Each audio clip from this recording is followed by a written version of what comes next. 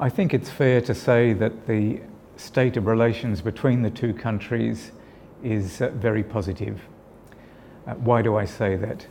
I think it's obvious that we have many similarities if you think about it. Uruguay and Australia are both countries that used to be colonies. We're countries that have democratic systems. We are countries that are in the southern hemisphere. We're countries of migrants. We're countries that have a very important agricultural sector. So I think there's a base on which we can build simply because of our geography and our history. I wouldn't want you to think that there's not more, however, that we could do together. Part of the problem, I think, is the stereotypical image that we have one of the other. When I mention to Uruguayan colleagues that I'm from Australia, they immediately say, kangaroos, Sydney Opera House, white sandy beaches, Nicole Kidman, all very positive, but rather superficial. To be fair, on the other hand, I have to say, when I mention I'm travelling to Uruguay, my compatriots say, dulce de leche, candombe, ponte del este, again, all very positive, but maybe a little superficial. So I think we have to build on that very positive but very superficial base to see what more we can do together. I'm convinced that looking back over the past couple of years that I've had the good fortune to be ambassador to Uruguay, we've achieved quite a lot. We've had very important high-level visits, for example, the Governor General, the President of the Senate. Just last week we had a high official from the Department of Foreign Affairs and Trade visiting Uruguay. But I think we need to do more in terms of visits. I was very happy that in return Minister Kossi, the Minister for Industry, visited Australia to attend a mining conference. I'm also conscious there's a very large Uruguayan community in Australia. This is an important base upon which to build as well. But in terms of trade, the relationship is okay, it's solid. In terms of investment, equally, it's okay, it's solid, but there's so much more we could do if we could just promote the opportunities between one country and the other. I was very happy a couple of months ago that a delegation from Uruguay went to Australia to promote the opportunities in fintech and agri-tech. This is the economy of the future, and I think Uruguay is very well placed with a very capable young population who are very connected and very able to take advantage of the new electronic commerce, which is obviously the electronic route of the future. I think too that we should build on the people-to-people links that we have. We have a strong program of work and holiday visits to Australia. Let me say that I hope that we can fill the quota that we have for Uruguay. There are still a few places left, so anybody from Uruguay who's interested in a year of work and holiday in Australia, please consider this is a wonderful experience of improving your English, of knowing people your own age, of having an interface with another country. So I think this is a program that many young people should take greater advantage of. In terms of education as well, there are already a large number of Uruguayan students studying in Australia. We have, of course, the Australian Studies Centre, the first such centre in all of Latin America, based here at the University in Montevideo. This is an institution that fills me with great pride because it's an institution that is not only a concept that is positive, it's an institution that's actually producing results. So that's a long answer to your question, Nicholas, but I think the basic takeaway points are that we have a very good, solid relationship. We have a very good disposition on both sides, and we should capitalize on that even more to have more trade, more investment, more young people visiting both our countries, more students studying in our countries, more tourists, and more people-to-people contact and political contact. I think the role of the Australian Studies Centre is absolutely pivotal.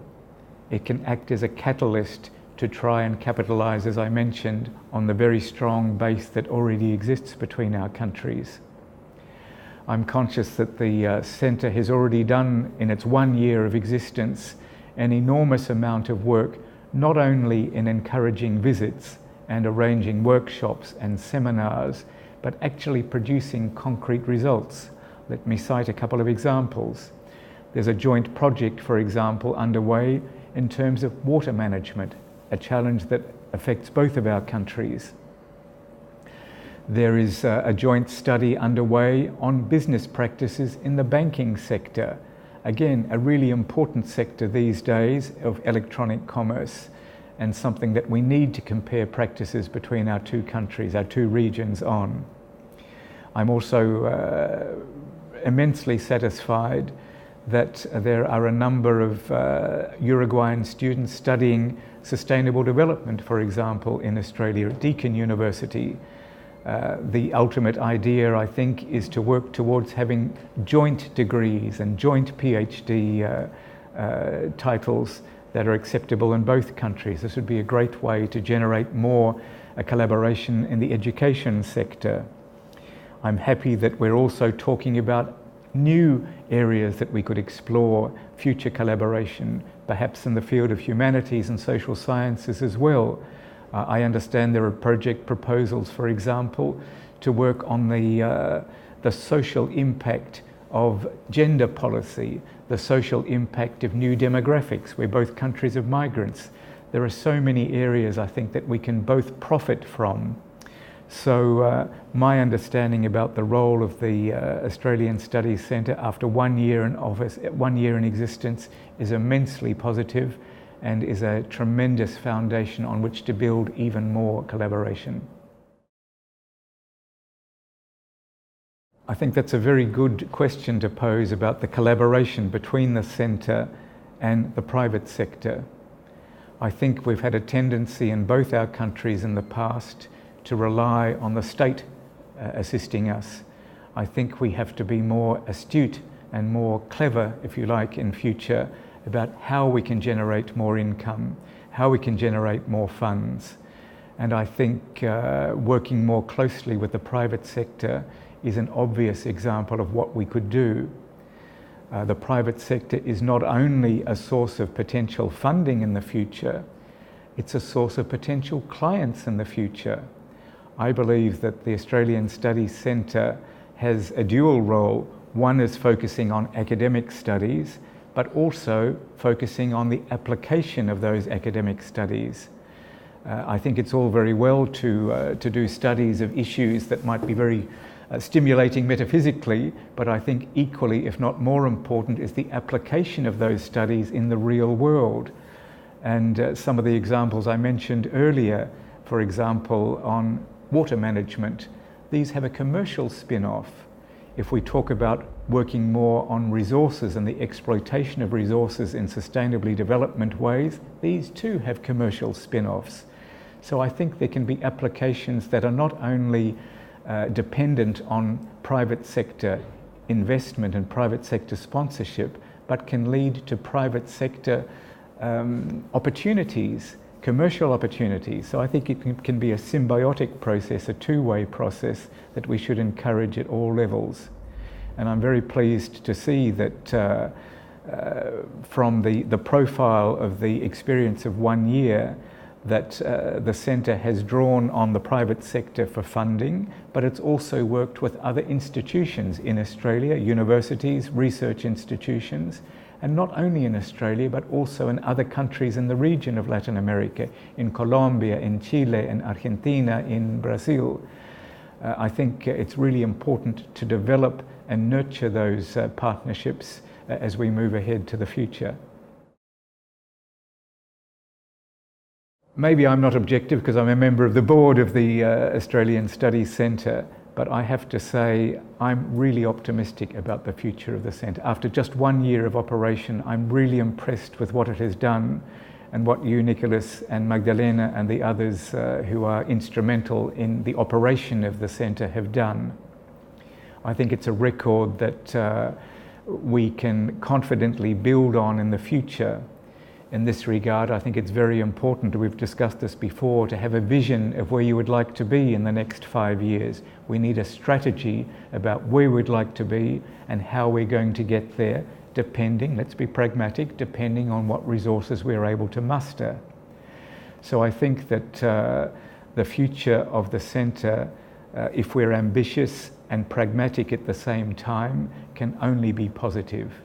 I think what we've done already in terms of the 5 sectors that you've focused on, biotechnology, agriculture, business, sustainable development, and research in terms of resources, has yielded some concrete results that we can be very proud of. But can we do more? Of course we can, and I think that's our joint objective looking ahead. Harnessing more resources, having a clear vision of where we want to be and how we're going to get there, reaching out to new and additional partners, focusing on our strengths, not cluttering the decks of trying to do too many things at the same time. I think those are lessons that we can learn as we go along, but with the ultimate objective, I say, of diversifying the range of topics that the university, the study centre deals with, and diversifying the partnership that we develop over the coming years. So I think, in a word, Nicholas, or in a phrase, the best is yet to come.